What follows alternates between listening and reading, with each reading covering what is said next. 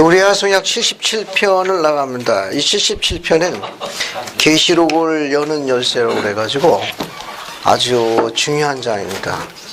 특히 이 계시록에 관련되어 있는 이 교리화성 77편은 우리가 갖고 있는 4대 표준경전 가운데 계시록에 대한 해석을, 주의를 담고 있는 열쇠가 다는 그런 내용을 담고 있는 아주 중요한 편이에요. 그러면 그 교리화성약 그 내용 중에 계시록에 관련되어 있는 걸 한 편을 전부 이렇게 전 내용을 기록해 있는 중요한 이유가 있습니다. 오늘 나눠지는 유인물 우측편 맨 위에 보게 되면 교회 교리 연구학자 스미스와 쇼달이라는 분이 있어요. 그분들이 이 주에서의 특히 이 교리화성약 77편에서 뭐라고 기록했는가 하면 우측편 맨 위에 유인물 보세요. 거기 뭐 이렇게 기록이 되어 있습니다. 계시록은 신성한 문학 가운데 가장 장엄한 것 가운데 하나이다. 즉 후기 성도들이 이것을 잘 알아야 한다는 것이 주님의 분명한 의도이다. 그렇지 않으면 왜 교리화성에게 이 계시가 있겠는가? 이게 77편은 전부 다 요한계시록에 나와 있는 내용에 관한 걸 전량을 수록한 겁니다. 특히 이제 열쇠가 되는 말이에요. 결국 이 말은 뭐냐면 요한계시록은 그 당시를 위한 것이 아니고 오늘날 우리를 위한 경전이라는 거예요.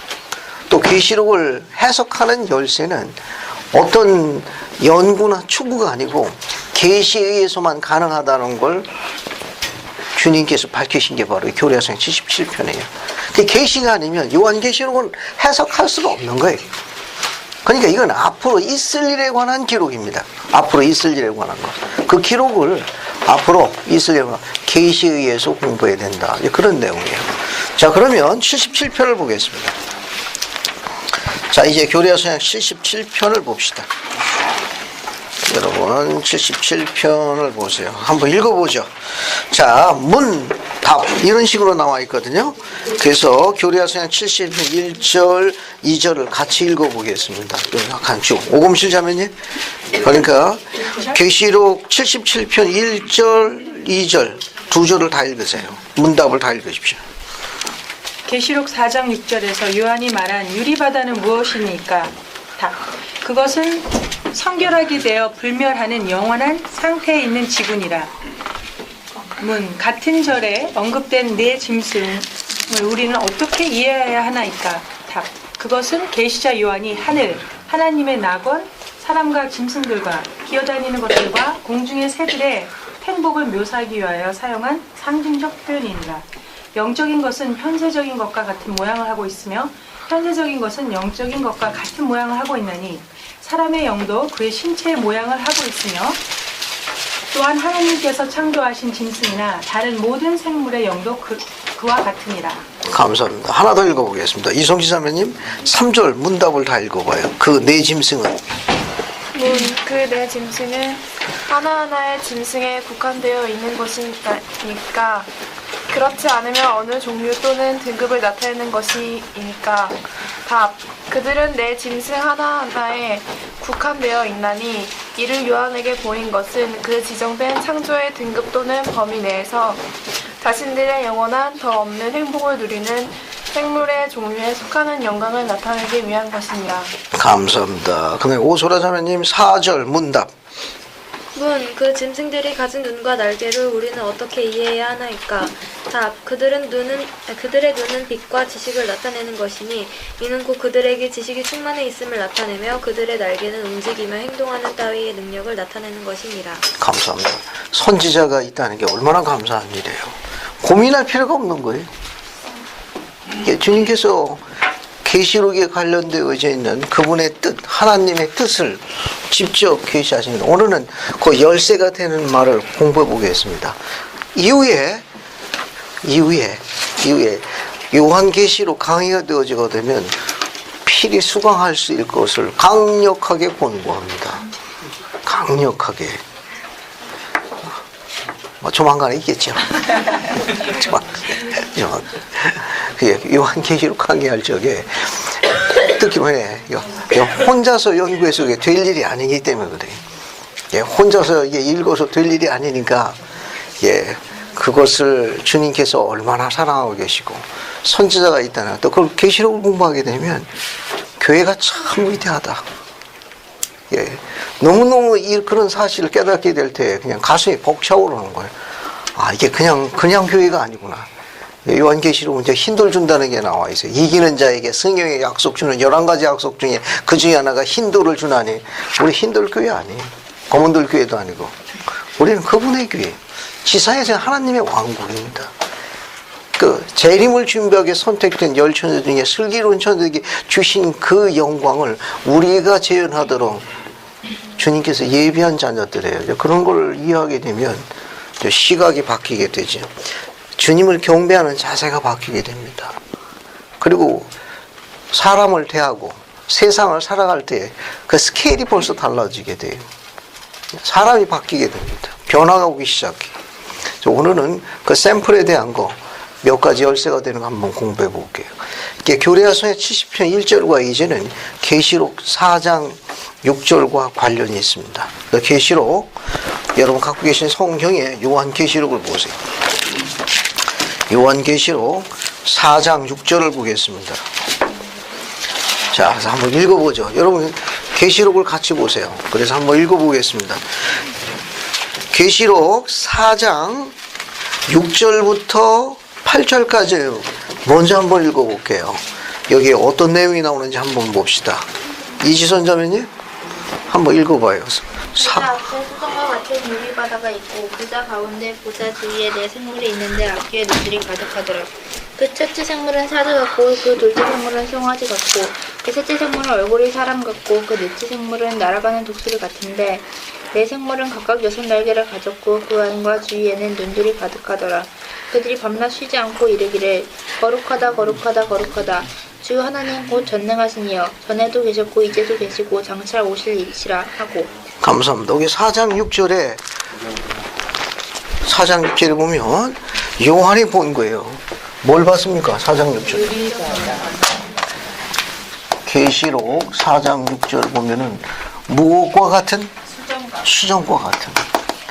수정과 같은 유리바다를 봤습니다. 수정과 같은 유리바다를 봤는데 이 질문에 대해서 주님께서 뭐라고 답변하셨죠?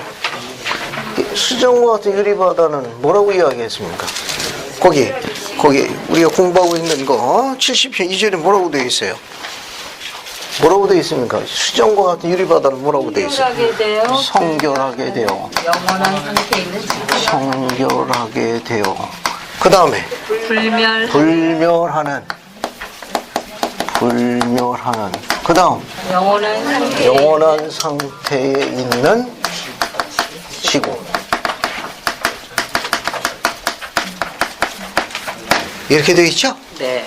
그러니까 이게 유리바다. 그런데 뭐와 같다고 그랬습니까? 수정과 같다는 거예요. 보석과 같은 유리바다입니다. 우리가 갖고 있는 선지자가 갖고 있는 독특한 도구가 수정으로 만들어진 돌, 보석이 있는데 고대의 선지자가 그걸 가지면 선연자라고 불렀거든요. 그 도구가 무엇이었습니까? 우림과 툰님. 그게 알려진 바로는 수정으로 알려져 있다고 그래요. 그러니까 지구가 수정과 같은 유리바다니까 수정치고는 꽤 큰 정도가 아니라 엄청 큰 거죠. 해왕국에 꼭 가야 할 또 이유가 있죠. 엄청나게 큰 수정이거든.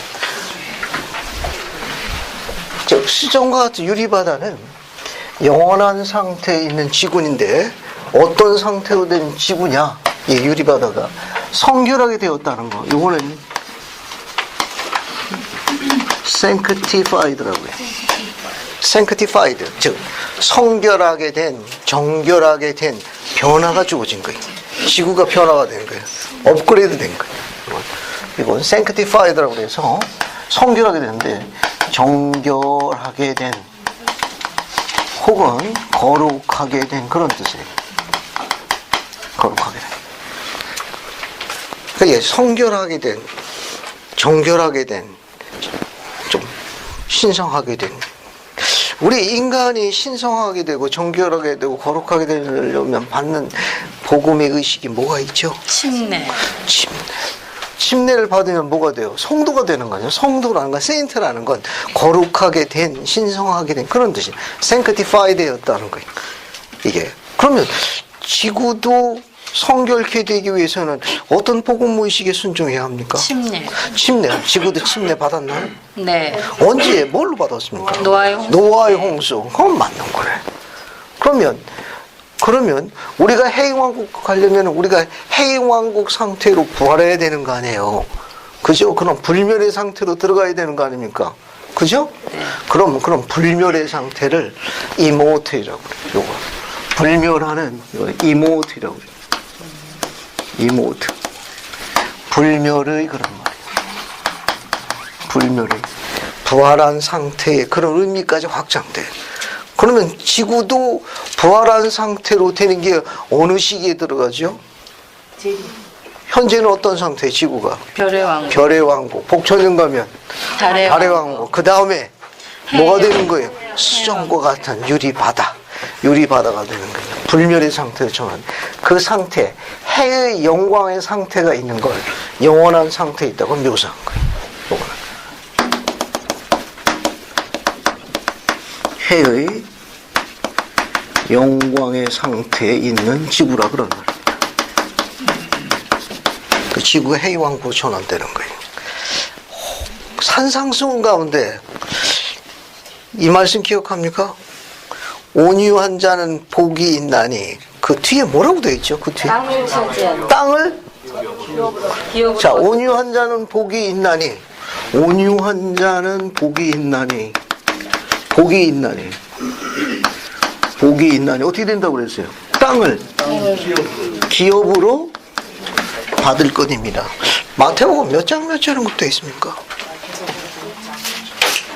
어린이날과 관계가 있는데 마태복음 5장 5절 한번 읽어볼게요. 마태복음 5장 5절 한번 보세요. 그래서 한번 읽어봅시다. 권유진 자매님 마태복음 5장 5절 한번 읽어봐요.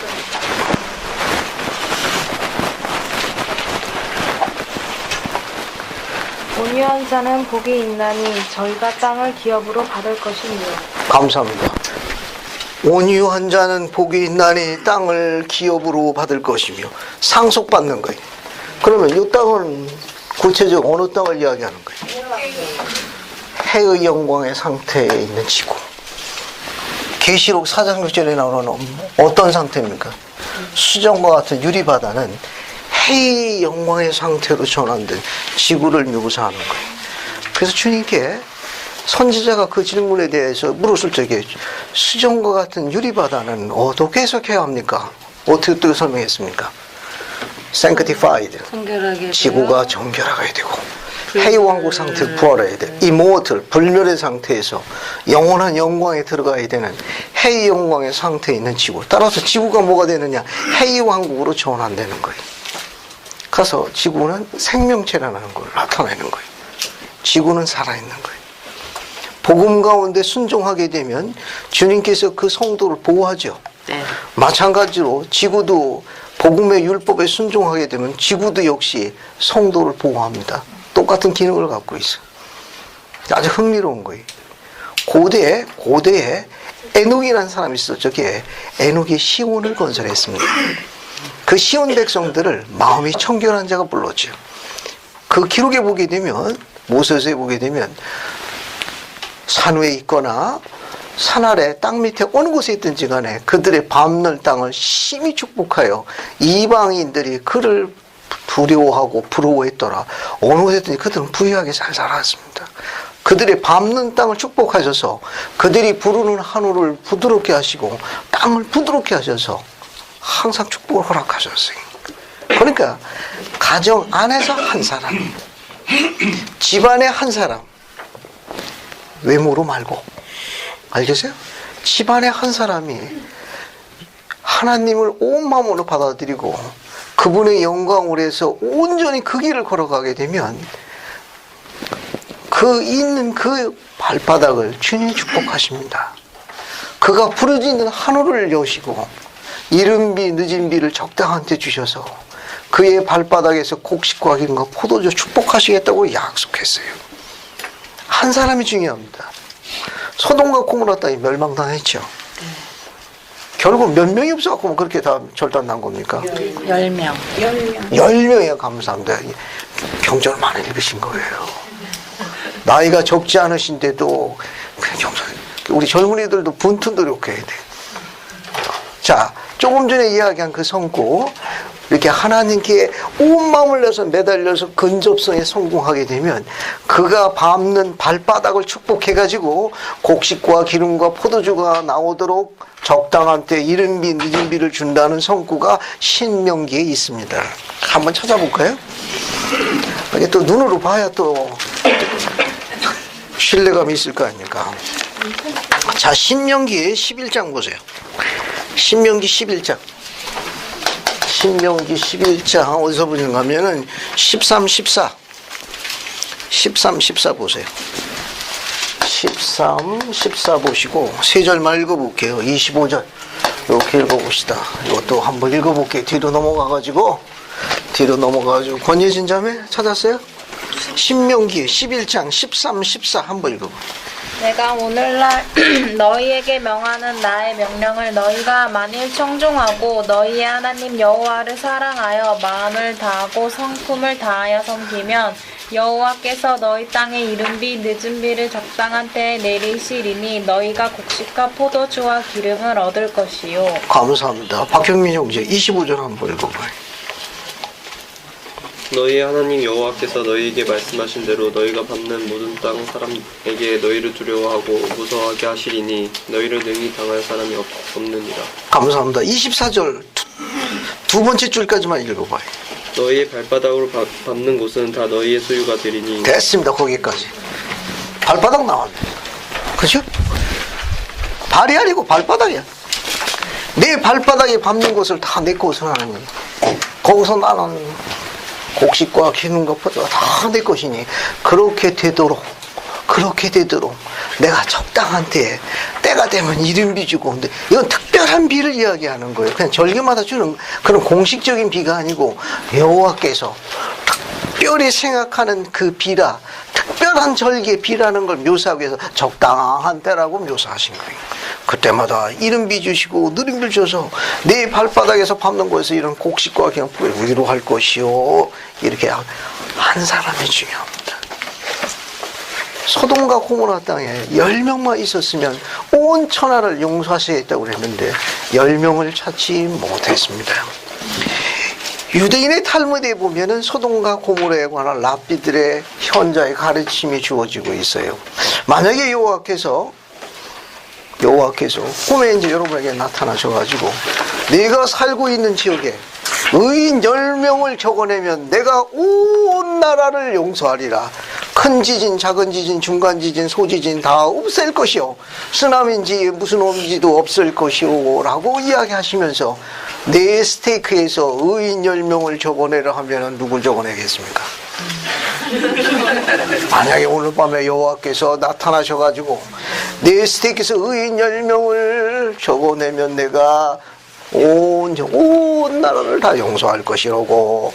그러니까 10명이라 이렇게 1, 2, 3, 4, 5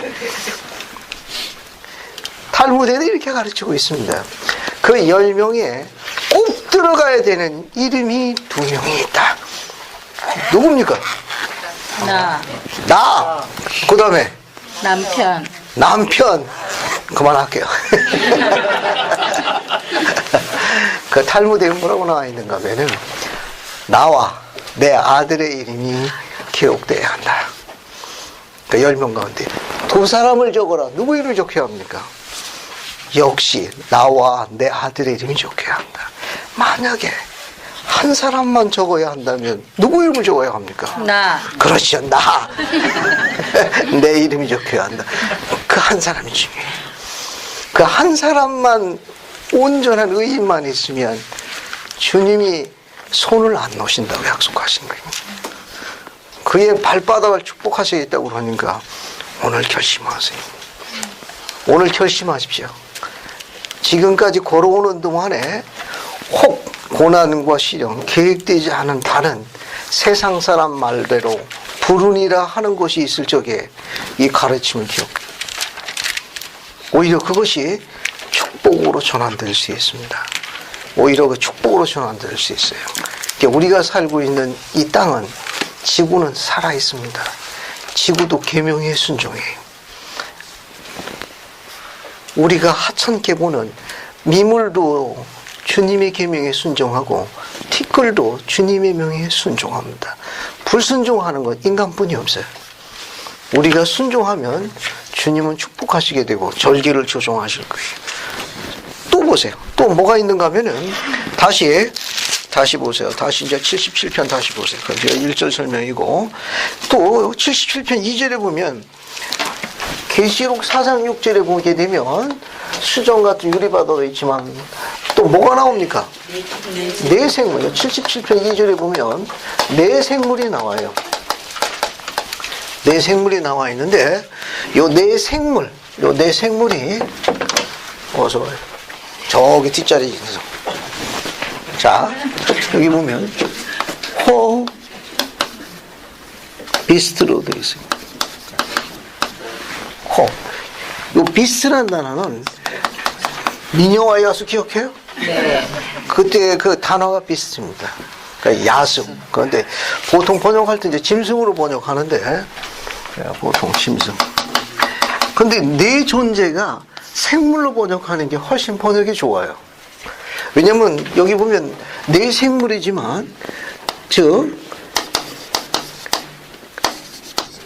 행복한 네 존재를 언급하고 있어요. 또 조금 더 자세하게 이렇게 보면은 그 77편 3절에 보게 되면 77편 3절 답을 보세요. 답 세 번째 줄 보면, 예, 행복한, 근데 어떤 행복하냐면 앞에 이거 조금 더 풀어서 가지고 영원한, 행복을 누리. 영원한, 그다음에 뭐라고 되어 있어요? 행복을 누리. 더 없는 행복을 누리는, 네 존재가 있습니다. 네 존재가 있는데 영원한 더 없는 행복을 누리는 네 존재가 있어요. 그 네 존재가 77편 2절에 뭐라고 나와 있는가 하면은 거기 보면서요. 사람. 첫 번째 사람이 나오고, 두 번째 뭐가 나와요? 짐승들이 나오고, 세 번째는 기어다니는 것들. 그 다음에 네 번째는 뭐가 나와요? 공중의 새들. 이 네 가지 특징이 다 살아있는 것들이에요. 그러니까 생물로 번역하는 게 더 번역이 좋아요. 비스트, 사전에 찾으면은 짐승, 야수 이렇게 번역이 되어 있는데, 사람, 기어다니는 것, 공중의 새들도 다 살아있는 것들이거든. 움직이고 행동하는 것들이니까 생물로 번역하는 게 훨씬 더 번역이 좋습니다. 네 존재가 있는 거예요. 이 네 존재, 사람 같은 거, 짐승 같은 거, 기어다니는 것들, 공중의 새들 같은 이런 거 몽땅 다 뭐라고 되어 있습니까? 영원한 덧없는 행복을 누리는 네 존재. 결국 수정 같은 유리바다, 성결하게 되어 불멸하여 영원한 상태에 있는 해의 왕국에는 이런 행복한 네 존재가 머물고 있다는 걸 묘사한 거예요. 사람, 짐승, 기어다니는 거, 또 뭐가 있어요? 공중의 새들, 그런 것이 해의 왕국에 존재하고 있다. 더 없는 상태를 누리고 있다. 이렇게 가르치셨습니다. 그것이 어떤 과정을 통해서 거기까지 왔는지는 아는 바는 없어요. 하지만 각각 사람, 짐승들, 기어다니는 것, 공중의 새들, 그들이 속하여 있는 등급과 종족 안에서 해의 왕국에 들어가기에 합당한 천사 같은 존재들만 알려져 있습니다. 그것이 어떤 과정으로 어느 세계로 또 왔는지는 알려져 있지 않습니다. 이 시연에는 그게 닫혀져 있어요. 다만 영원한 덧없는 행복의 상태에 머물고 있는 네 존재가 해의 왕국에 있다는 거. 거기에는 사람, 짐승, 기어다니는 곳, 공중의 새들이 있으니까 짐승이나 새들이나 동식물이나 미물들도 그들 나름의 종족과 그들 계층에서 상당히 고품질이라는 것만 알려져 있습니다. 됐습니까? 그거 이상은 이제 다쳐지는 게 잘 몰라.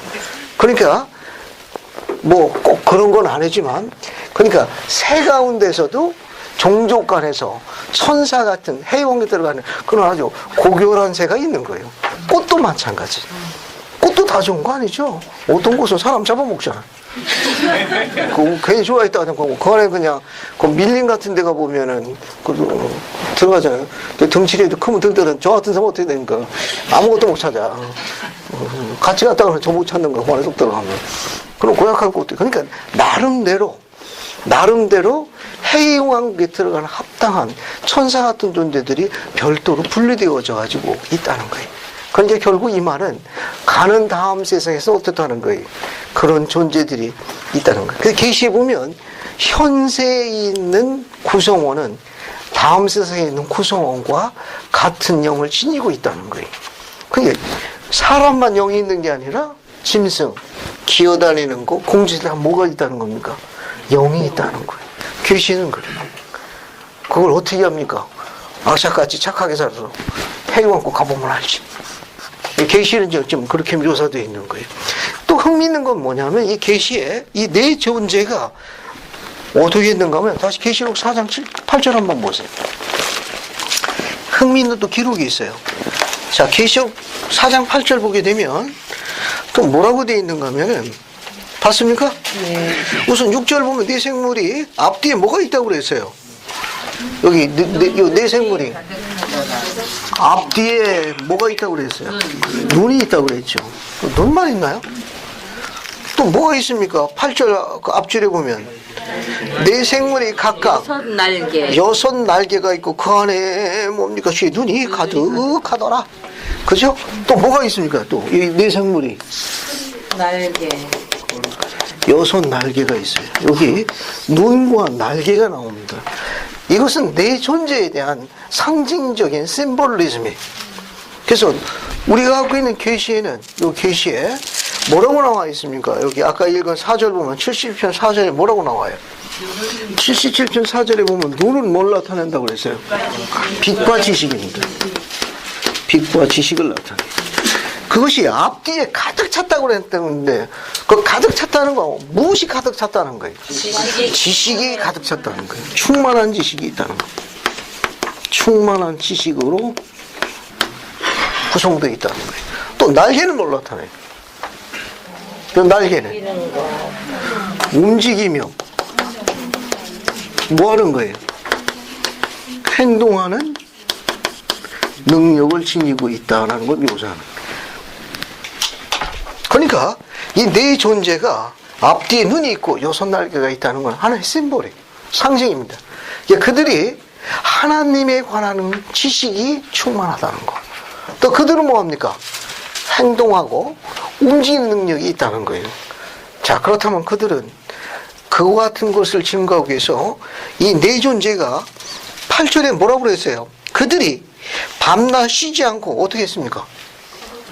거기 8절에 계시록 4장 8절에 거룩하다 주 하나님 곧 전능하신 이요 전에도 계시고 이제도 계시며 장차로 오시라고 9절에 그 생물들이 영광과 존귀와 감사를 보좌에 앉으사 세세도 사신에게 돌려주세요. 지금 뭐하고 있습니까? 이 네 존재들이 뭐하고 있어요? 세세토록 앉아 계신 영광스럽고 분께 경배하고 있고 감사하고 있고 찬양드리고 있잖아요. 그죠? 따라서 네 존재는 말을 할 수 있다 없다? 있다. 말을 할 수 있다. 심지어 뭐까지? 짐승 기어다니는 공중의 새까지. 따라서 해이왕국에는 만국 통용화가 있을 가능성이 지극히 높다. 따라서 생전에 지구상에 있는 꽃에게도 친절을 베풀어라 그런 말이에요. 괜히 고양이고 이런 애견들 학대하지 말고 거기서 또 말문 터지게 되면 여러분 불편할 거예요. 이런 농담이지만 어쨌든 계시에 담겨져 있는 이 말은 내 존재가 감사와 찬양과 말을 했다는 기록이에요. 그걸 요한이 알아들었거든. 기록을 남긴 거예요. 그럼 결국 해이왕국에서는 내 존재 사이에 만국 공통어가 운용된다는 걸 짐작해 봄직하지 꼭이라고는 안 그랬어요. 알겠습니까? 이게 가능성이 높다는 거예요. 왜? 이 기록은 요한의 이 네 존재들이 찬양드리고 감사되 경배하는 걸 알아들었거든. 그럼 그들끼리도 이게 소통이 된 거예요. 그건 시사하는 바가 많은 거예요. 그러니까 말 못하는 꽃이라고 함부로 잡아뜯지 말라 그러는 말이에요. 나중에 말문 터지면 여러분 불편할 때가 오니까 좀 도움이 됐으면 좋겠네요. 자, 또 뒤로 봅시다. 뒤로 보시게 되면 77편 5절 보세요. 교리학생활 77편 5절. 거기면 뭐가 나옵니까? 24장로가 나오죠. 거기에 77편 5절 보면 24장로가 나옵니다. 24장로에 나오는데 이 24장로는 어디에 묘사되어 있는가 하면 계시록 4장 4절에 있습니다. 계시록 4장 4절 한번 보세요. 24장로 요한계시록 4장 4절에 언급되어 있어요. 그러니까 한번 읽어보도록 하죠. 어떤 내용이 재미있습니다. 김찬수 형제님, 4장 4절 한번 읽어봐요. 또 보좌에 둘러 24보좌들이 있고 그 보좌들 위에 24장로들이 흰 옷을 입고 머리에 금관을 쓰고 앉았더라. 감사합니다. 24장로들이 어디에 앉아 있었습니까? 보좌 위에 앉아 있다고 그랬어. 보좌 위에 앉아 있어. 그리고 패션이 어떤 패션이었습니까? 흰옷 패션. 그죠? 그 다음에 머리에는 어떤 패션을 갖고 있었습니까? 금관. 금면류관을 쓰고 있었어요. 24장로는 누구입니까? 보좌에 앉아 흰옷 입고 금면류관, 금관 쓴 이 24장로는 누구입니까? 7교회에 속하여 있다가 하나님의 낙원에 있던 자. 우리 신자매님 공부 열심히 하시네. 책 보고 읽었어요. 예습해 갖고 오신 거네. 아니요, 그냥 읽었어요. 세상에. 젊은이들 듣고 있습니까? 예습해 오셨다네. 그래도 오늘 귀만 갖고 와도 잘한 거예요. 계시록은 귀 있는 자 들으라고 했으니까. 여러분 이제 계명에 순종한 거예요. 하긴 뭐 거기도 할 수 없이 따라온 거지. 집에 두고 올 수 없잖아. 자, 앞에 보겠습니다. 설명하겠습니다.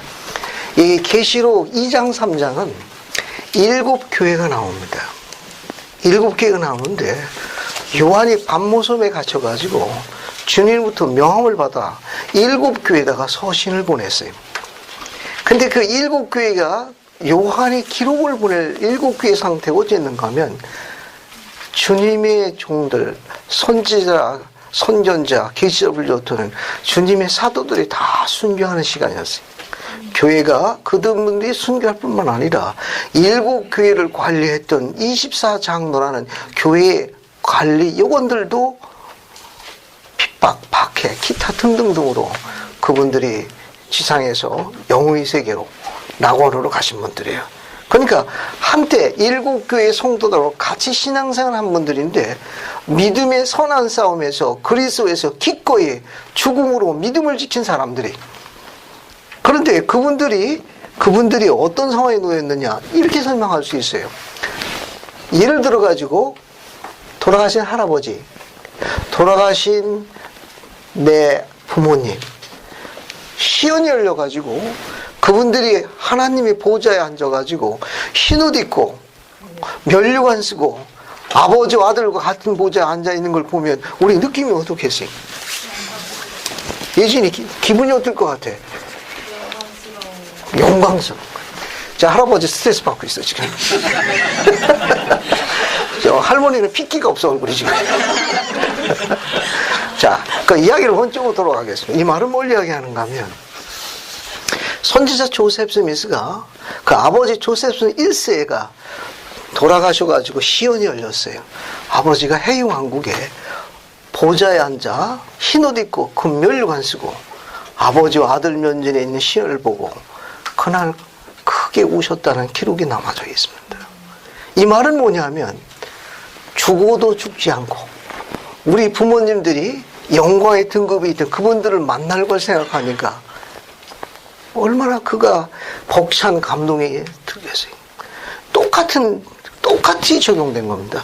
그 7교회 선한 싸움에 믿음으로 지켰던 이 의로운 하나님의 종들이 하나님의 낙원에 가가지고 그들이 해유왕국 성령의 택함을 받았다는 걸 시온으로 보여줬고 그것을 기록으로 보냈으니까 그 남아있는 성도들한테는 엄청난 위로의 메시지가 된 거예요. 그분들이 충실했던 거예요. 왜? 실패한 게 아니고 승리했다는 그 메시지는 남아있는 성도들에게도 엄청난 동기부여가 됐을 거예요.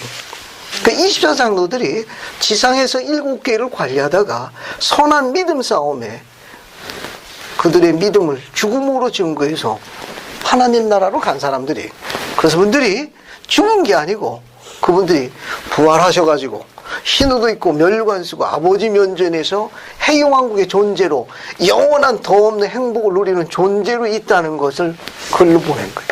그 남아있는 회원들도 어때요? 큰 소망과 용기를 갖게 된 겁니다. 그 24장로는 당시 7교회를 관리했던 관리요군들이 교회를 관리한 감리요군들입니다. 혹은 관리요군들에도 같은 편이 프리자이딩 오피셜이라고 그래요. 당시 7교회가 남아 있었습니다. 이 7교회 형태는 오늘날 교회 7가지 형태가 아주 비슷해요. 각각 특징이 있는데 책망하신 게 있고 칭찬하신 게 있습니다. 끝까지 견디면 승용의 약속 주시겠다는 11가지 약속도 담겨요. 그걸 관리하는 7교회의 주님의 종리자 관리요원들이었습니다. 그들이 어떻게 됐느냐? 보좌에 앉아 있다는 것은 이들이 구원을 얻었다는 걸 시사하는 거예요. 구원을 받았다는 거예요. 우리가 이야기하는 구원이라는 건 영생을 얻었다 그런 말이에요. 그리고 흰 옷을 입었다고 그랬죠. 흰 옷. 흰 옷 할 때 희다는 건 뭘 상징합니까? 정결. 신자매님? 정결한. 정결하네. 이거 해유왕국의 칼라예요. 희다는 거예요. 이건 뭐냐면 희다는 것은 성결케 된, 정결케 된, 혹은 깨끗하게 된. 그래서 해유왕국을 상징하는 칼라예요. 해유왕국을 상징하는 칼라입니다. 여기 이 옷은 뭘 나타내? 옷은 권능을 나타내. 권능을 나타냅니다. 파워를 나타내. 그래서 이 흰 옷, 권능을 나타내는 옷은 어떤 옷이 있는가 하면은 성신권의 가먼트라고 있어요. 성신권의 가먼트. 이 성신권의 가먼트를 다른 말로 또 뭐라고 하는가 하면 성전 가먼트라고도 그래요. 성전 가먼트. 너무 길어. 그래서 우리가 오늘날 뭐라고 부릅니까?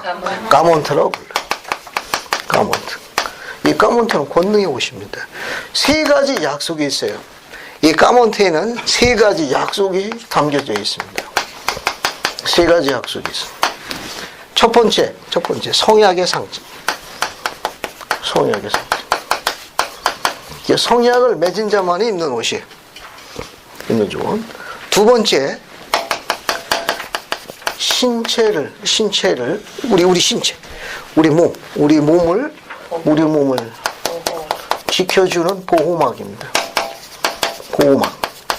보호막이니까 방패 같은 역할을 해요.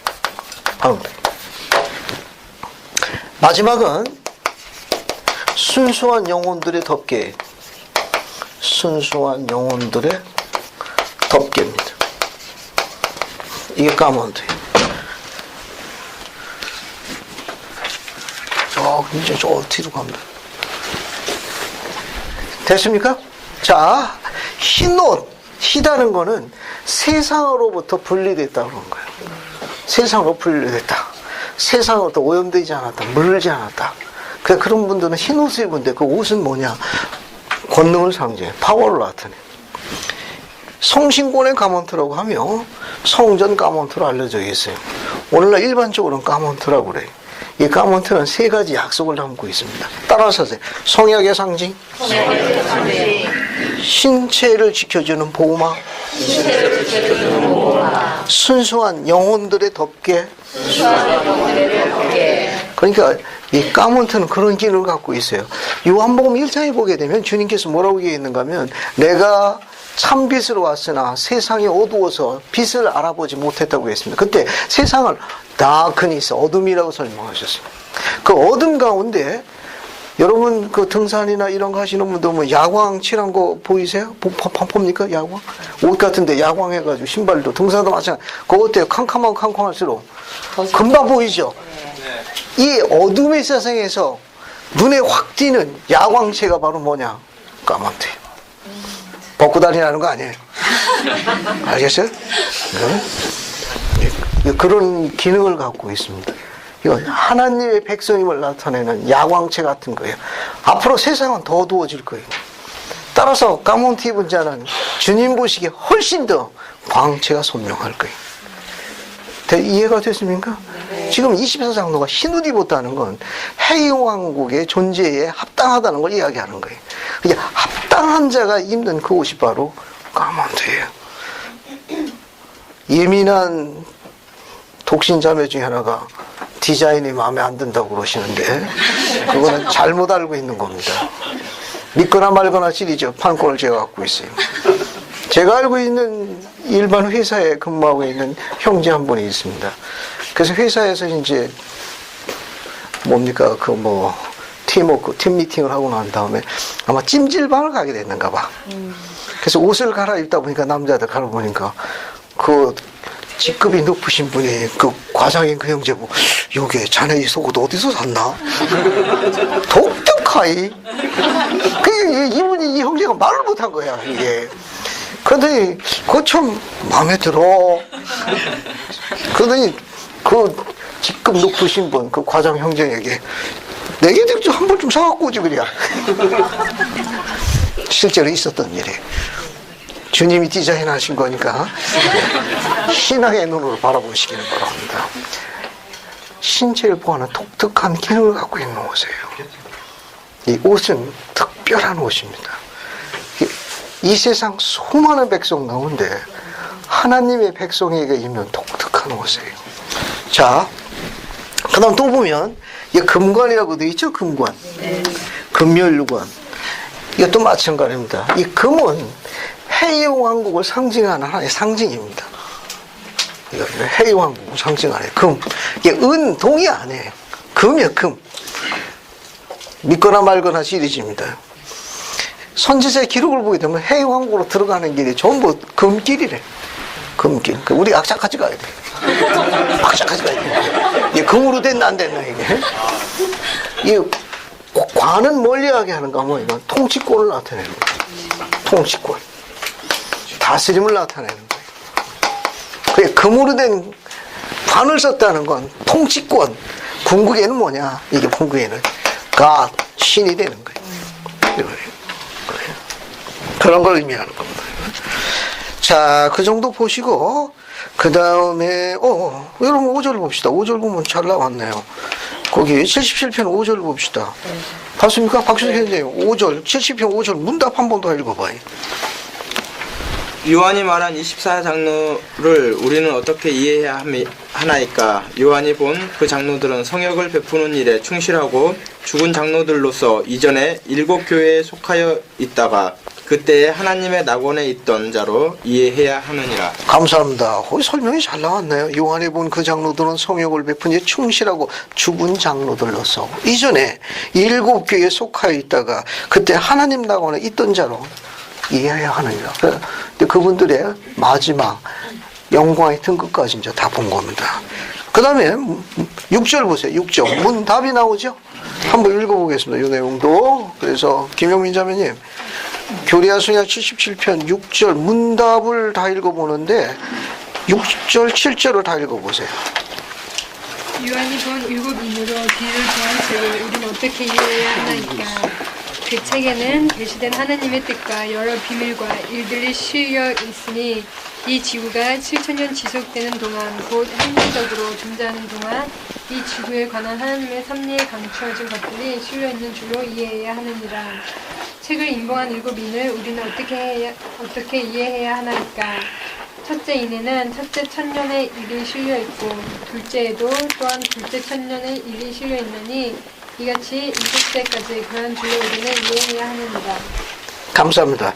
여러분 거기 7인으로 뒤를 봉한 책이라고 되어 있죠? 네. 계시록 5장 1절 한번 보세요. 요한계시록 5장 1절 한번 보겠습니다. 계시록 5장 1절을 보세요. 봤습니까? 네. 거기 보면 내가 봄에 보좌에 앉으신 이의 오른손에 책이 있는데 안팎으로 썼고 7인으로 봉하였더라. 7인으로 인봉된 책을 예수 그리스도께서 갖고 계셨어요. 7인으로 이게 하나씩 뗄 때마다 하나님의 섭리가 드러나는 겁니다. 이건.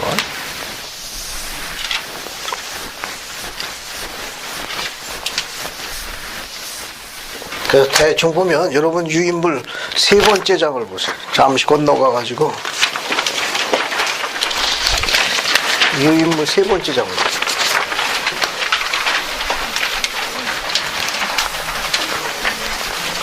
유인물 3번째 장 봅시다.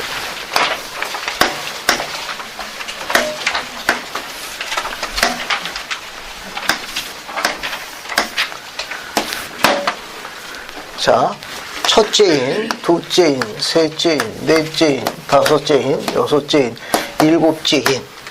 여기는 이제 아담이라고 그러고, 아담. 그 여기는 예수 그리스도죠. 예수 그리스도. 여기는 그리스도의 재림을 합시다.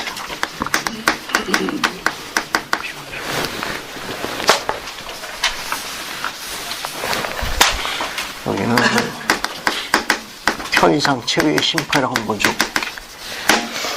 지금 우리가 공부하고 있는 거 보면 계시록 5장 1절에 7인으로 봉한 책을 갖고 있다고 했습니다. 그 봉한 책을 인을 띄는 건 뭐냐 하면은 고대에 이 봉인됐다. 봉인.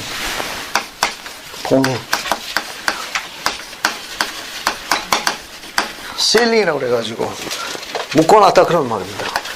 고대에는 예를 들어가지고 이렇게 편지를 쓰면 여기다 밀랍으로다가 요 앞을 밀랍을 그 앞에다가 이제 찍었습니다. 그리고 자신의 가문이나 신분이나 위치를 나타내는 그런 지장을 찍었어요. 이게 요거는 그 사람 외에는 못 엽니다. 요거 우리가 이제 봉인했다고 그래요. 밀랍이나 이런 걸로 한 다음에 자기 신분의 위치를 나타내는 저 표시가 있어요. 그런 문장이 있습니다. 아니면 반지, 그걸로다가 이제 표시를 딱 찍었어요. 그러니까 이게 이제 7개, 이게 하나씩 열 때마다 하나님의 섭리가 드러나는 겁니다. 이것을 지구의 역사라고 그래요. 지구의 역사는 종교형이라고 합니다. 요거는 현세적인 걸 기준하는 거예요. 현세적인 거. 따라서 이 앞에 아담의 창조에 관계되는 인간의 시간을 헤아릴 수 없는 그 불멸의 시간은 계산하지 않습니다. 요건. 그래서 한 이는 첫째인 둘째 할 때 요 한 이는 지상에 얼마에 해당돼요? 1000년에 해당합니다. 이거는 이는 주님의 시간으로 환산한 거예요. 그래서 이걸 주님의 하루라고 해요. 주님의 하루는 지상의 1000년에 해당돼요. 그래서 이와 같은 시간 계산법을 주님의 시간 혹은 해이왕국의 시간 혹은 콜롭의 시간 이렇게 표현해요. 지상의 1000년은 주님의 시간에 하루에 해당합니다.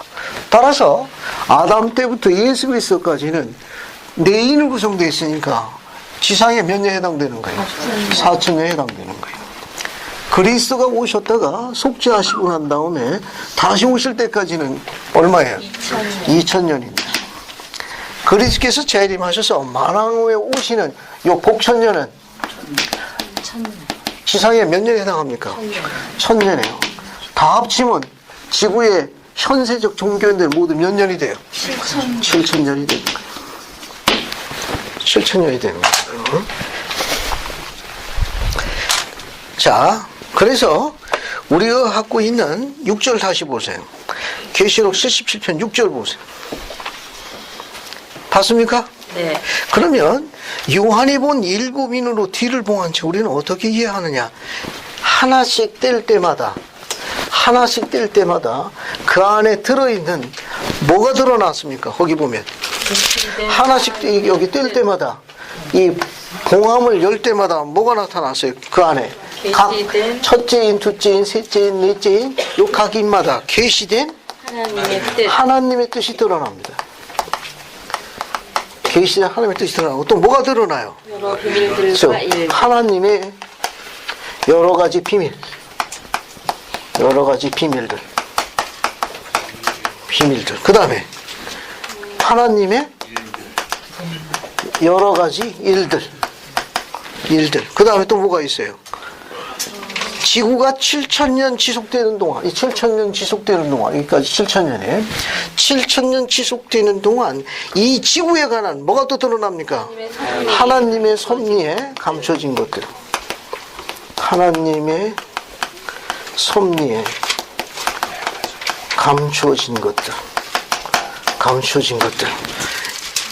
이게 드러납니다. 여러분, 유인물 잠깐 봐요. 유인물. 요한의 기록은 어떻게 되어 있는가 하면은, 요한이 지금 어디에 있는가 하면은, 요 5째에 있는 거예요. 그렇죠? 요한이 요 5째에 있는 거예요. 그 요한이 5째이면서 기록을 남긴 거는 요한 이후 사건, 이 말일에 관계되는 거예요. 말일. 즉, 우리가 살고 있는 때가 찬 경륜의 시대, 복천년, 해왕국에 도래하는 이 모든 과정을 남긴 책이 바로 계시록이에요. 이 앞으로 있을 일이 참으로 실제로 성취된다는 참됨을 증거하기 위해 가지고 요한은 자기 앞선 세대 거, 요 4가지 인에 대한 것을 기록으로 남겼습니다.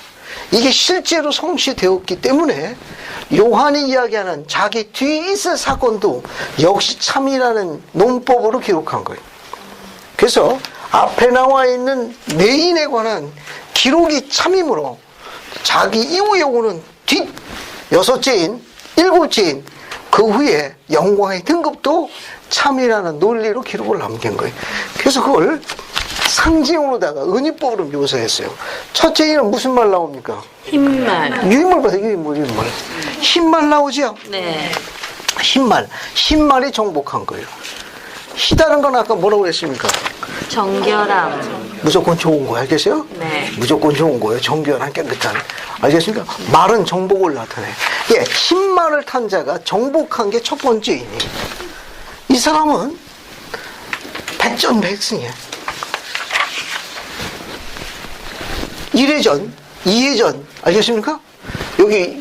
여기가 마지막, 6회전이 마지막 최종 라운드. 알겠어요? 여기 챔피언이 여기 들어가는 거예요. 서전을 승리한 분이 있습니다. 누군지 아세요? 에녹이랍니다. 그 에녹의 시대를 구상한 거예요. 예, 흰말을 탄 자가 온 세상을 다스렸다고 상징을 묘사해요. 바로 에녹이요. 그러니까 서전을 장식했다는 건 뭘 암시하느냐?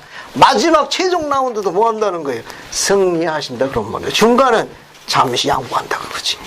하지만 마지막 파이널에서는 승리하신다 그런 말이에요. 그래서 서전을 승리로 장식한 겁니다.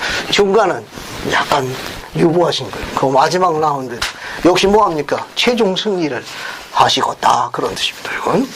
두 번째 이는 붉은 말을 탄 자가 다스렸어요. 붉은 말을 탄 자가 온 세상을 다스렸습니다. 이 북다라는 건 전쟁을 상징하는 거예요. 온 세상에 폭력이 횡행한 시기입니다. 너무너무 폭력이 져서 피눈물 들어가지고 물로 싹 쓸어내는 시기가 바로 여기가 되죠. 따라서 붉은 말을 탄 자는 누구다? 노아 같지만 이건 사탄 그 자신을 이야기하는 겁니다. 알겠어요? 노아가 섭섭하게 생각합니다. 이건 그러니까 붉은 말을 탄 자는 사탄이 온 세상을 묻어서 살아 숨쉬는 자 중에 의로운 자 노아 가족 빼놓고는 다 쓸어버리는 시기. 자, 그 다음에 검은 말이 나오죠. 네. 이 검다는 건 죽음을 상징하는 거예요. 근데 이 검은 말을 탄 자가 저울을 갖고 있다고 그러는데 저울은 뭔가가 부족한 거예요. 먹을 게 부족해가지고 굶어 죽는 시대가 있었습니다. 기억합니까? 네. 구약의 요셉의 7년의 풍년과 7년의 흉년에 관한 기록이 있죠. 네. 바로 그 기록을 나타내는 거예요. 청황색말을 탄 자가 다스린 게 넷째인이에요. 청 앞에 보세요. 새파랗게 질린 거예요. 황 누렇게 뜬 거예요. 이것은 다윗의 전쟁 시기를 이야기합니다. 알겠죠? 네. 전쟁이 끊이질 않았어요. 그래서 어떻게 됩니까? 새파랗게 질렸다가 칼이나 활이나 맞아주면 어떻게 돼요? 누렇게 뜨을 수밖에 없어요. 그래서 넷째 인은 그런 시대예요. 다섯째 인은 순교자의 시대입니다. 요한이 기록을 남겼던 끔찍한 박해와 핍박의 시기입니다. 여섯째 인. 여기 여섯째 인은 회복의 선두주자가 누구예요? 조셉 스미스. 여기는 조셉 스미스에서 복음의 회복이 이루어졌습니다. 그래서 이 시기 여섯째 인을 교리적으로 무슨 경륜의 시대 하죠? 때가 참 그렇죠. 때가 찬 경륜의 시대. 때가 찬 경륜의 시대. 회복과 관련이 있어요. 때가 찬 경륜의 시대인데 우리가 살고 있는 마지막 경륜의 시대, 이 마지막 경륜 시대의 특징은 뭐냐면 요한의 기록에 의하게 되면 뭐예요? 재앙인데 무슨 재앙? 큰 재앙이야. 큰 재앙. 성이 큰이요 이름이 재앙이라. 그러면 큰 재앙인데 이 큰 재앙이 세 가지로 구성되어 있습니다. 하나는 전쟁이고 그리고 전쟁의 소문이에요. 전쟁의 소문.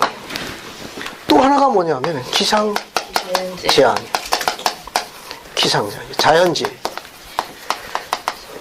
이 자연 중에 요한이 본 거는 큰 지진입니다. 큰 지진.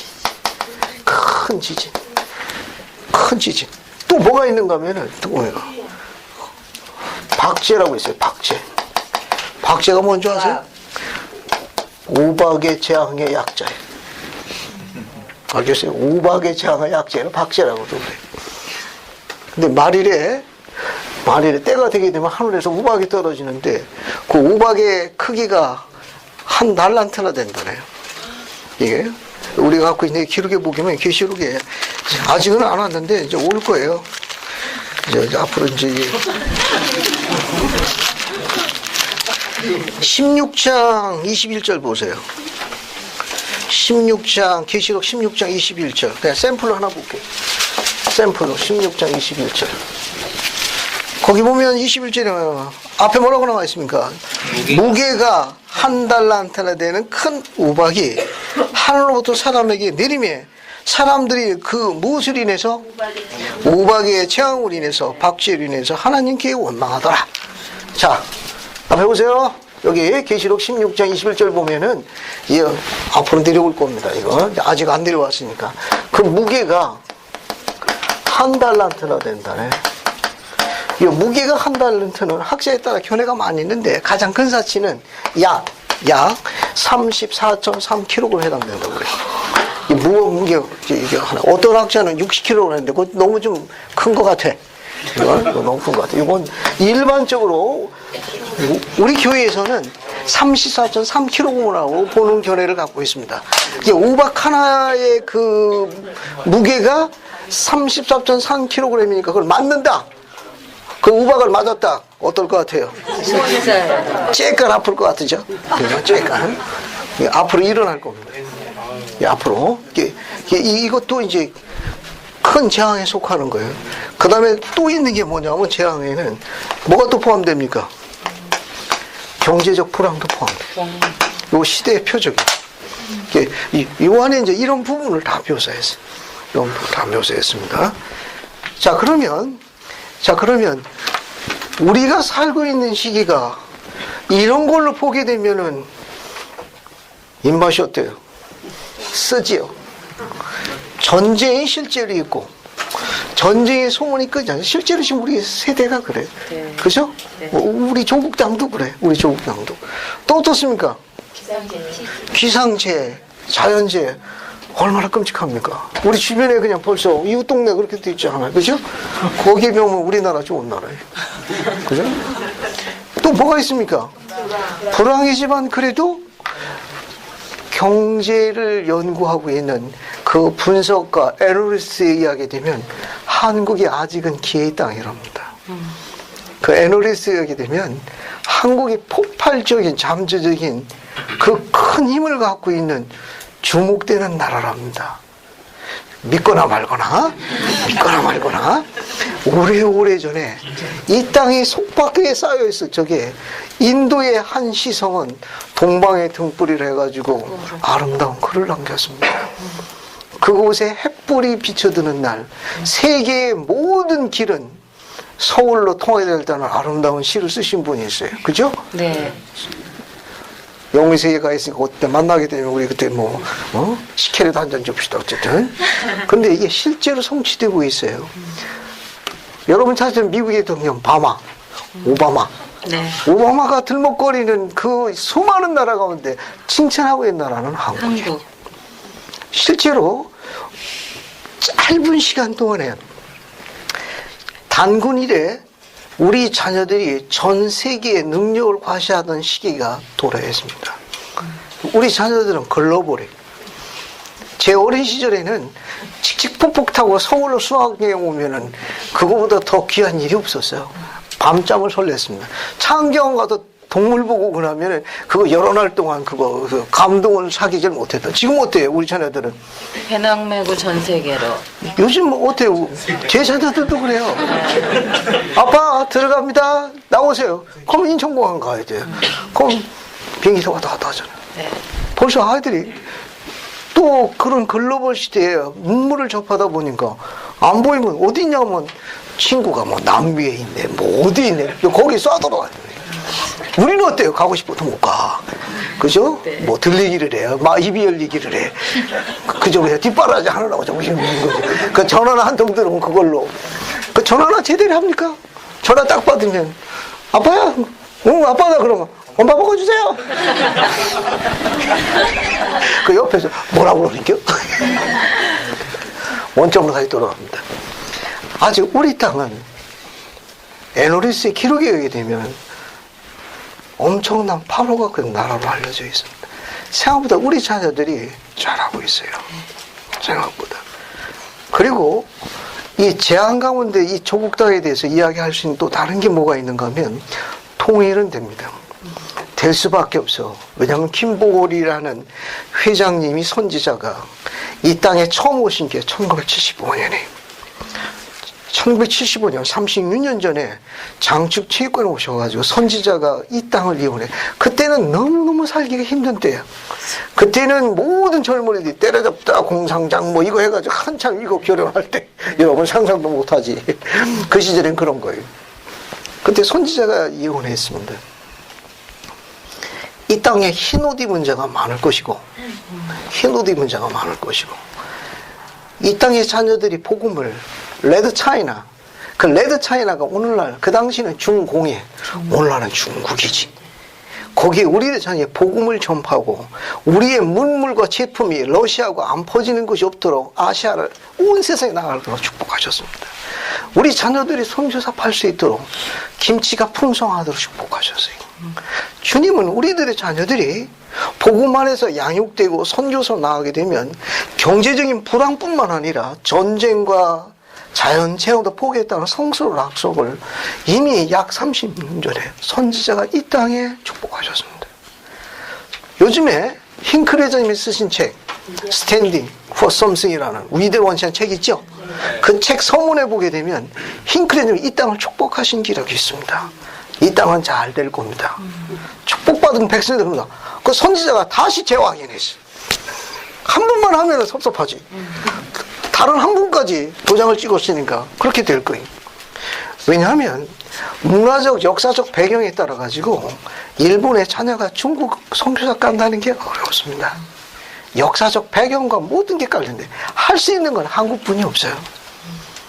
우리 자녀들만 중국에 갈 수 있습니다. 그래야 복음이 전파되는 거예요. 그러면 주님께서는 중국이라는 나라도 그 문을 열 수 있도록 북한의 제일 큰 영향을 받고 있는 나라가 중국입니다. 이미 교회에서는 수십 년 전부터 중국의 젊은이를 장학금으로 비화해서 훈련하고 본토로 보냈어요. 다시 보내. 지금 다음 세대 차세대 리더들의 상당수가 비화의 출신들이. 아이러니하지 않습니까? 그들은 우리 문화권을 이해하고 있는 차세대 리더인데 때가 되게 되면 엄청난 폭발세를 가지고 있을 거예요. 그때가 되면 통일만 되면 전 세계에서 가장 아름다운 자연보호 지역이 DMZ 155 마일이에요. 세상에 이보다 잘된 자연보호 지역이 없다고. 재미있죠? 그죠? 물론 지뢰가 많긴 하지만 어쨌든 전 세계에서 가장 저는 그런 자연보호 박물관을 우리가 갖고 있습니다. 그리고 북한의 지하 강물 중에는 엄청난 자원을 갖고 있어요. 우리의 이러한 경제적 노하우에다가 이 온 세상에 있는 사람들하고 교류할 수 있는 능력, 우리 자녀들이 나중에 큰 일터를 장만할 거예요. 주님은 그렇게 하실 겁니다. 문제는 우리가 준비가 안 돼서 그 문호가 개방이 자꾸 늦어지는 거예요. 우리 자녀들이 세미나를 열심히 하고 종교관 부지런히 다니고 또 그러고 선교사 열심히 나가고 또 부모들은 열심히 성전하면은 주님이 축복하시게 되어 있습니다. 어떻습니까? 우리 사랑하는 딸의 미래의 반려자가 총알바디나 폭탄에 제물로 쓰러져 가는 걸 원합니까? 아니면 오래 버텨가지고 영광의 동반자로 남기를 원합니까? 선택은 여러분이 달려있어요. 알겠습니까? 여러분이 달려있어. 총알바디로 보내느냐? 영원한 의로운 동반자로 방패로 삼느냐는 건 여러분이 선택하게 달릴 거예요.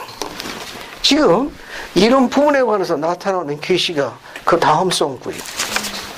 그 다음 성구가 8절 1절입니다. 교례성약 77편 8절 보세요. 봤습니까? 네. 자, 거기 보면 계시록 7장 1절에 언급된 네 천사가 나오죠? 네. 우리 8절 9절을 같이 읽어볼게요. 이 내용이 굉장히 재미있고 좋은 내용입니다. 모금실자매님 8절 9절 두 절을 다 한번 반복해서 읽어보세요. 계시록 7장 1절에 언급된 네 천사를 우리는 어떻게 이해해야 합니까? 우리는 이같이 이해해야 하나니 곧 그들은 하나님에게서 보내심을 받은 네 천사로서 이들에게는 지구의 네 지역을 관리하며 생명을 구하거나 멸할 권세가 주어졌느니라. 이들은 모든 나라와 족속과 방언과 백성에게 맡길 영원한 복음을 가진 자로서 여러 하늘을 닫거나 생명에 이르도록 임봉하거나 암흑의 지역으로 내려 던질 권능을 가진 자들이니라. 계시록 7장 2절에 나오는 동방에서 올라오는 천사를 우리는 어떻게 이해해야 하나이까?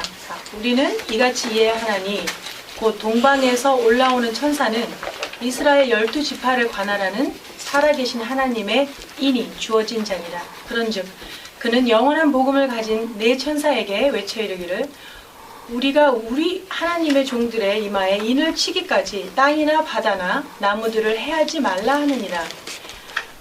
그리고 만일 너희가 이를 즐겨 받아들일진대 이는 이스라엘 지파들을 함께 모으고 모든 것을 회복하기 위하여 오기로 되어 있는 일라이였습니다.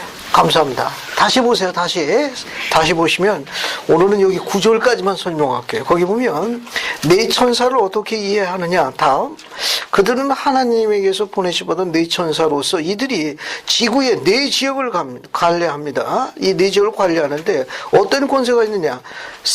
지구의 생명을 구하거나 즉 보존하거나 파괴시킬 멸망시킬 권세. 여기 권세가 영문이 파워예요. 파워로 되어 있습니다. 원문에. 이 파워인데 이 파워라는 단어가 세력, 힘을 나타낼 때는 권세로 번역할 수 있어요. 그러나 성임된 과정으로 성임돼서 주어지는 어떤 권능성일 거 얘는 파워를 권능으로 번역해요. 그러니까 파워가 권세로도 번역할 수도 있고 권능으로 번역할 수 있어요. 대표적인 성구가 요 8절입니다. 왜냐하면 뒤에 보게 되면 거기 보세요. 뒤에 보면 밑에서부터 네 번째 줄 여러 하늘을 닫거나 생명이로도 임봉하거나 암흑의 지역으로 던질 권능을 하늘로부터 받았다 할 경우에는 권능으로 번역하는데 역시 원문이 파워예요. 같은 파워지만 앞에는 힘, 능력을 나타낼 적에는 권세로 성임된 과정으로 언급된 주어져 있는 능력일 경우에는 권능으로도 번역할 수 있어요. 이렇게 두 가지를 다 의미에 따라 가지고 같이 쓸 수 있습니다. 꼭 파워를 권능으로만 번역하는 건 아니에요. 권세로도 번역할 수 있어요. 그렇게 두 개가 앞뒤 문장 봐가지고 적절하게 번역할 수 있다는 거. 또 하나 보세요. 뭘 보시는가 하면은 이제 7장 1절로 갑시다. 지금 이야기가 네 천사가 나오는 게 계시록 7장 1절에 3절까지 같이 읽어보겠습니다. 한번 읽어보죠. 임크솔 형제님, 계시록 7장 1절부터 3절까지 부탁합니다. 이 후에 내가 내 천사가 땅 내 모퉁이 성곽을 보니 땅의 사방이 바람을 붙잡아 바람으로 하여금 땅이나 바다에나 각종 나무에 졸지 못하게 하더라. 또 봄에 다른 천사가 살아계신 하나님의 인을 가지고 해 돋는 대로 우터 올라와서 땅과 바다를 새롭게 할 권세를 얻은 내 천사를 향하여 큰 소리로 외쳐 가로되 우리가 우리 하나님의 종들의 이마에 인치기까지 땅이나 바다나 나무나 해하지 말라 하더라. 감사합니다. 칠판 보세요.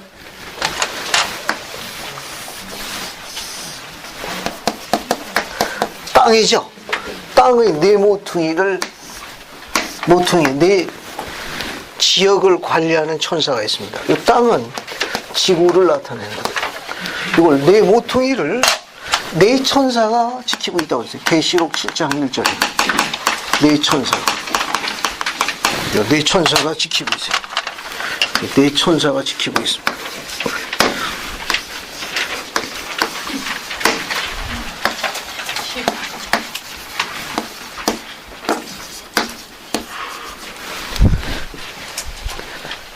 칠판 보는 게 훨씬 더 이해가 빠릅니다.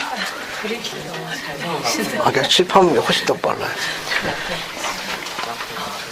땅은 지구를 나타내요. 이 계시록 7장 1절 3절은 우리가 아니면 해석 못합니다. 일반 기독교는 불가능해요. 선지자가 아니면 이거 백날 읽어봐야 소용없어요. 이거 해석할 수가 없다. 우리는 네 천사가 누굽니까? 주님 벌써 계시하셨잖아요. 지구의 네 모퉁이의 네 지역을 관리하는데 이 네 천사가 지구를 보존하거나 보존하니까 생명을 연장시킬 수 있는 거예요. 또 뭐도 있는가 하면 지구를 파괴시킬 수도 있어. 파괴시킬 수 있는 권세, 파워를 갖고 있는 네 천사예요. 그러니까 살리기도 하고 멸하기도 하는 권세를 갖고 있으니까 우리 이거 심판의 천사라고 그래요. 심판의 천사. 혹은 멸망의 천사라고 그래요. 멸망의 천사라고 그래요. 선지자의 한 분은 뭐라고 얘기했는가 하면은 밀과 가라지의 비유에서 재밌는 설명을 하나 했습니다. 네. 자, 우리가 갖고 있는 마태복음 13장에 보게 되게 되면 마태복음 13장입니다. 13장에 보게 되면은 밀과 가라지 비유가 나오죠. 네. 그죠? 처음에는 밀을 뿌렸는데 멸치 있다 보니까 뭐가 자라났습니까? 가라지가 자라났죠. 그래서 종들이 어떻게 했습니까? 밀을 심은 지 얼마 안 됐는데 옆에 보니까 가라지도 자라난 거예요. 그래서 가라지 뽑게 해달라고 그랬더니 그 주인이 뭐라고 이야기했어요? 뽑지 말라고 그랬죠. 괜히 가라지 뽑다가 뭐까지? 밀까지 하려는. 팔레스타인의 이 가라지는 약간 좀 치사하답니다. 약간 좀 치사한데 이제 들여다보면 약간이 아니라 엄청 치사한 것 같아요. 이 뿌리가 엉켜 있답니다. 싹이 나서 이렇게 자랄 때는 양분을 흡수하기 위해 가지고 그 밀의 뿌리하고 엉켜 있답니다. 그래서 가라지를 뽑으면 밀까지 뽑힐 확률이 굉장히 높고 또 얼마나 더 치사한지 거의 비슷해 가지고 구분이 잘 안 된답니다. 생존 전략이죠. 근데 그게 언제 구분이 되는가 하면은 추수 때 구분이 된대요. 추수 때 확실하게 구분이 된답니다. 그때 분리가 된다고 그러네. 주인이 뭐라고 그랬어요? 추수 때까지 그냥 두라고 그랬어요. 추수 때까지. 추수 때까지 밀과 가라지가 같이 큽니다. 따라서 지금 우리 안에서는 뭐가 같이 크고 있는 거예요? 밀과 가라지가 같이 크고 있는 거예요. 오늘 흰옷 입고 오신 분들은 밀로, 새카만 거 입은 사람들은 가라지로. 여기 밭이라고 했을 적에 마음에 안 드셔도 할 수 없어요. 흰옷 입은 자는 어때요? 밀로. 새까만 사람 가라. 지금 같이 자라고 있는 거예요. 누가 미리고 가라진지는 몰라. 근데 우리가 하고 있는 마태복음 13장에는 추수 방법이 잘못됐다고 선지자가 추수 방법을 바꿨습니다. 마태복음 13장 30절 보세요. 이 손구가 13장 30절에 있습니다. 마태복음 13장 30절 한번 봅시다. 13장 30절 보세요. 자, 거기 보면은 둘 다 추수 때까지 함께 자라게 두어라. 추수 때에 내가 추수꾼에게 말하기를 가라지를 먼저 거두어 불사르게 단으로 먹고 곡식은 모아 내 곡간에 넣으리라 하더라. 이렇게 되어 있죠. 여기 추수 방법에 보게 되면 가라지를 먼저 정리하게 되어 있어. 그 다음에 그 가라지는 뭡니까? 먼저 정리해서 다발로 묶으라고 그랬고, 그러고 난 다음에 밀은 어떻게 하라고 그랬어요? 밀은 곡간에 갖다 놓으라고 그랬는데, 조셉은 이 문장을 바꿔 썼습니다. 바꿔 쓴 이유가 뭐냐? 계시요, 계시. 교리야서야 86편 7절은 계시로 주님이 추수 방법을 정확하게 계시하셨어요. 86편 7절로 갑시다. 교리야서야 86편 7절을 보면 계시로 주어졌어요. 계시로. 86편 7절 보세요. 봤습니까? 네. 신의 견자면 7절 한번 부탁드릴게요. 그러므로 추수할 때가 완전히 무르기까지 밀과 가라지가 함께 자라게 하라. 그러고 나서 너희는 먼저 가라지 가운데 밀을 모아내고 밀을 모은 후에 보라 또 바라보라. 가라지는 다발로 묶이며 밭은 장차 불사름을 입게 되느니라. 감사합니다. 그러면 교리야서야 87절에 얘기 되면은 밀을 먼저 걷어가지고 어디다 갖다 놔요? 곡간에 갖다 놓으면 이 밭에는 뭐만 남습니까? 지금 가라지. 밀이 다 걷어졌으니까 뭐만 남는 거예요? 가라지만 남습니다. 가라지만 남는데 요 남은 가라지는 다발로 묶어가지고 어떻게 하는 거예요? 이거 조금 더 몽땅 불을 태워버리는 거예요. 그죠? 그러면 여기 나와 있는 땅의 네 모퉁이 뒤에 있는 네 천사는 그죠? 지구를 보존할 수 있는 권능을 갖고 있을 뿐만 아니라 파괴시킬 수 있는 권세까지 갖고 있어요. 능력을 갖고 있습니다. 그죠? 그래서 조셉 필딩 스미스 회장님 같은 경우는 뭐라고 얘기했는가 하면 밀과 가라지에서 가라지를 뽑게 해달라고 추수꾼들이 부르짖었죠. 그 추수꾼이 땅의 네 모퉁이를 지키는 네 천사와 거의 비슷한 역할을 맡고 있다. 이렇게 개인적인 의견을 내셨어요. 그러니까 밀과 가라지에 비유해서 가라지를 다발로 묶어가지고 불에 태워버리려고 하는 그 추수꾼들이 요한계시록 7장을 지난 네 천사와 임무가 거의 동일한 것처럼 보인다고 그랬지. 꼭이라고는 안 그랬어요. 알겠습니까? 그 역할이. 왜냐하면 지금 요 마지막 시대를 이야기하는 거거든. 요 네 천사가 지금 뭐하고 있는 본능을 갖고 있는가? 불을 지르는 거예요. 다 태워버리는 거예요. 불 질러가지고 이 땅을 태워버리는 겁니다. 다 태우느냐? 아니거든. 밀도 태워요? 밀도 태우느냐고. 아니요. 그러니까 불 지르기 전에 어떻게 해야 돼? 밀을 먼저 걷어가지고 어디다 갖다 놔야 돼요? 곡간에 갖다 놔야 돼.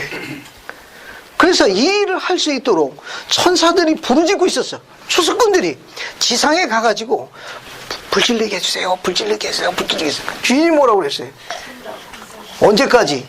추수 때까지. 이 추수 때가 언제냐? 주님 재림 때까지. 지금 때가 다 됐으니까. 이렇게 불로 가라지를 태우기 전에 지금 어떤 작업이 선행돼야 돼요? 밀을 거르는 작업이 선행돼야 돼. 그 작업이 이루어지고 있는 게 요한계시록 7장 3절에. 다시 3절 보세요. 요한계시록 7장 3절 다시 보세요. 자, 요한계시록 7장 3절 다시 봅시다. 설명이 지금 이제 막바지에 다 이루고 있어요. 자, 거기 보면, 자, 2절부터 같이 연관해 볼게요.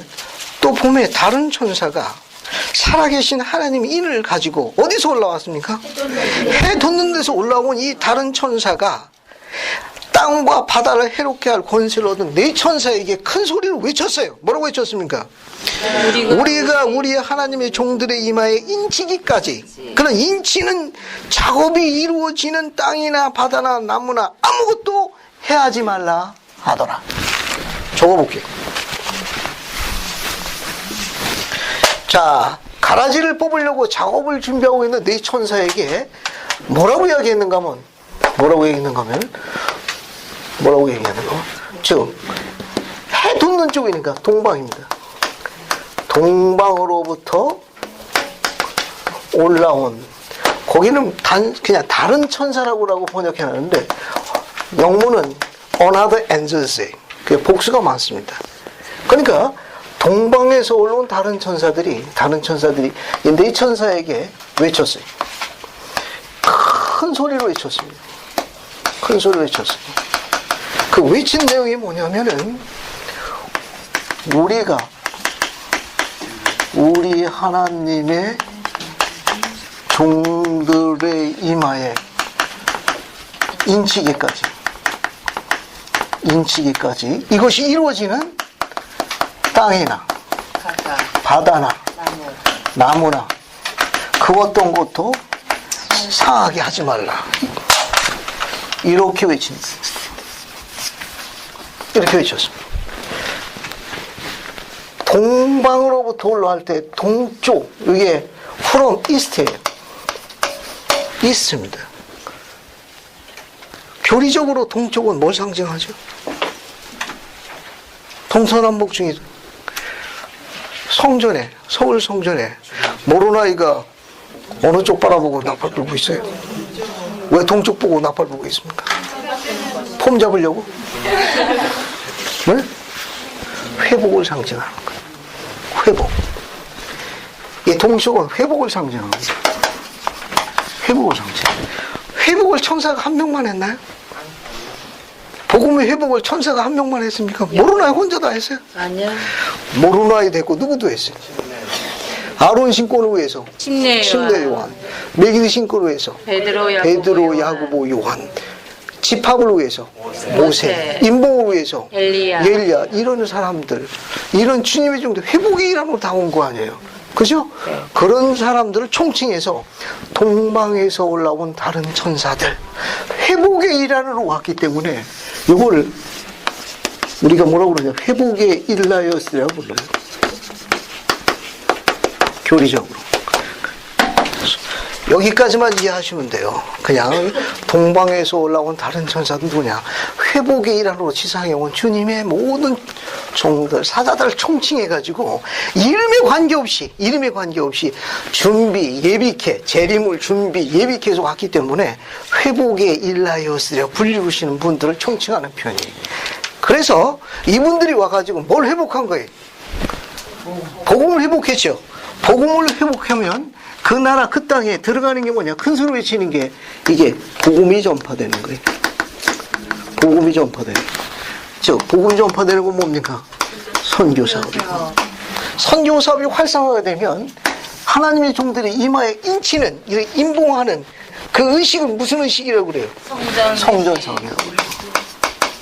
성전 사업.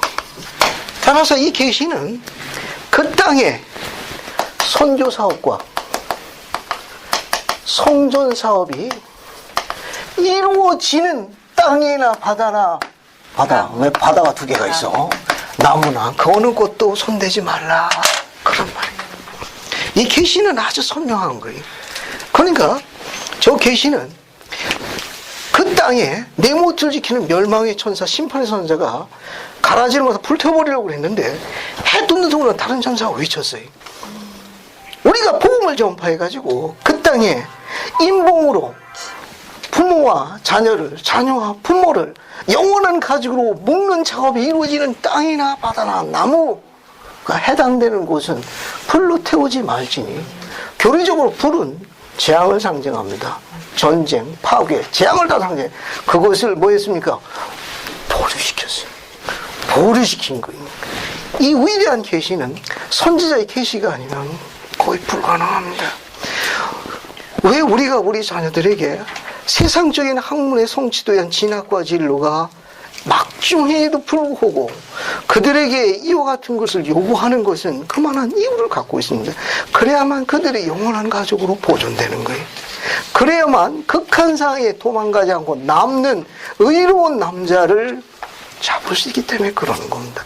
안 그러면 불가능해. 지금 이 중요한 사실이 판권을 제가 갖고 있으니까 이 판권에 대한 승인을 받고 이야기해야 합니다. 우리 땅은 독특해. 내가 태어나 내 조상들이 뼈를 묻고 앞으로도 내어물어 이 땅은 아직은 휴전입니다. 선전포고 없이 전쟁할 수 있는 전 세계 하나뿐이 없는 남은 단 하나의 한반도의 국가입니다. 하지만 이 땅에 복음이 전파되어 있어요. 일본도 복음이 들어왔고 필리핀도 홍콩도 대만도 복음이 다 들어갔는데 그 수많은 나라에 복음이 들어간 나라의 기초가 오직 한국만은 후기 송도 젊은이 우리 몰몬 미국 몰몬 그 젊은이의 피로 복음이 전파됐습니다. 수많은 나라 아시아권 나라 중에 복음이 피로로 인복된 나라는 우리 조국 땅뿐이 없어요. 이 땅은 독특한 희생과 순종의 나라입니다. 일본도 피를 흘리지 아니했으며 그처럼 수십만 원 하는 필리핀도 피로 인봉되지 않았어요. 오직 이 땅만 순수 혈통과 같은 개척자의 후손들의 피가 이 땅에 인봉됨으로써 복음이 씨앗을 내린 독특한 땅입니다. 이 말은 아시아에서 어찌되었든 알겠어요? 어찌되었든 일본이 복음이 들어간 지가 100년이 넘었습니다. 필리핀의 성도가 70만을 돌파했어요. 하지만 우리는 아시아 대륙이 주할 적에 최초의 아시아 대륙에 스테이크를 세운 나라가 어느 나라인 줄 아세요? 여러분의 조국 땅입니다. 우리 조국 땅이 지금 대륙을 기준하는 거예요. 대륙으로. 어쨌든 우리는 대륙이야, 대륙. 좀 등치가 좀 작아서 그렇지. 이게 지리학사 그러면 어쨌든 대륙. 일본 대륙이라고 안 하잖아요. 필리핀 대륙으로 안 하. 어찌돼 거기는 대륙이 아니야. 거기 안 대륙이에요. 우리는 대륙이에요. 아시아 대륙의 교회사, 우리 후기 성도 교회 공식 교회사에 아시아 대륙 최초의 스테이크는 서울에 세워졌으며라고 기록되어 있습니다. 뿐만 아니라 하나님이 거룩한 성전, 아시아 대륙 최초의 성전도 우리가 갖고 있습니다. 물론 하나뿐이 없지만 그래도 기록으로는 안 그래. 아시아 대륙 최초의 스테이크와 아시아 대륙 최초의 성전을 갖고 있는 대륙은 한국 땅입니다. 하나님이 이 땅을 얼마나 기대하시겠어요? 지질학상 용어로 다 정리하고 마칠게요. 우리는 휴전선 너머에 두만강과 압록강을 기준해서 중국과 국경을 같이 하고 있는데 그 중국이 인구가 몇 만입니까? 얼마 전에 13억이라고 그랬는데 조사하다가 또 2억이 늘었다고 그러죠. 15. 그래서 지금 15억인데 요즘 더 늘었을 거야. 그죠? 그 옆에 붙은 게 러시아야. 러시아가 몇 억입니까? 얼추 몇 억 돼요, 러시아가? 대략 2억 좀 넘을 거예요. 소아시아 쪽으로 가봅시다. 거기도 아시아예요. 인도라고. 인도는 몇 억이에요? 거기도 얼추 10억입니다.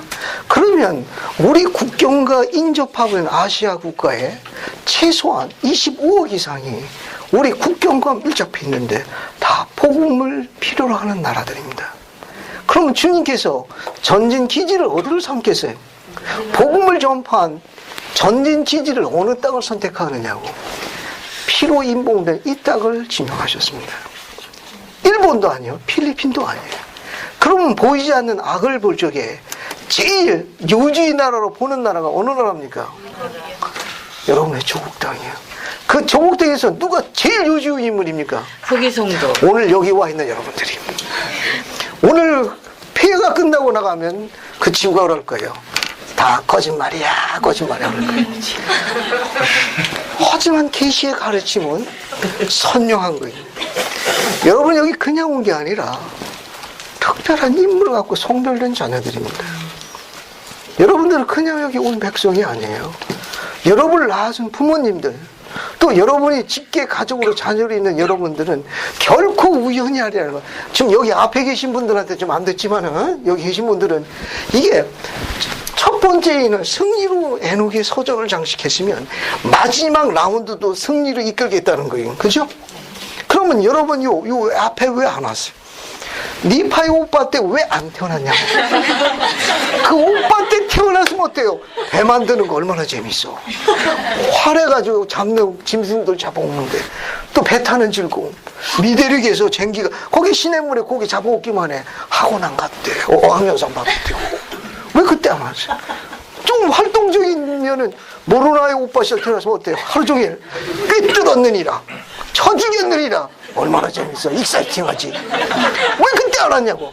왜 이때 왔어요? 마지막 싸움을 앞두고 있는 거예요. 마지막 최후의 대결전을 앞두고 있기 때문에 창세전에 가장 천국에 용감했던 당신의 가장 사랑했던 최종의 병을 지금 보낸 거예요. 그래서 여러분이 앞에 하는 거예요. 그분은 미리 하시고 그런 훈련에서 이기도록 독특한 환경과 각자의 전세의 능력에 따라 독특한 과정 환경을 허락하신 겁니다. 여러분이 그분이 명하신 게 아니라 그분이 브리핑을 다 했어요. 했을 적에 누가 가서 그 가족에 기쁨을 주는 빛의 자녀가 되겠느냐 라고 물었을 적에 여러분의 손 들으십니다. 제가 가서 그리 하겠나이다. 그때 선택해서 온 자녀가 바로 여러분들이. 믿거나 말거나 해요. 하지만 그럴 가능성이 높다는 거예요. 안 그러고는 천국회의가 있을 수 없어요. 안 그러면 지금 올 리가 없는 거예요. 계시는 구도가 선명합니다.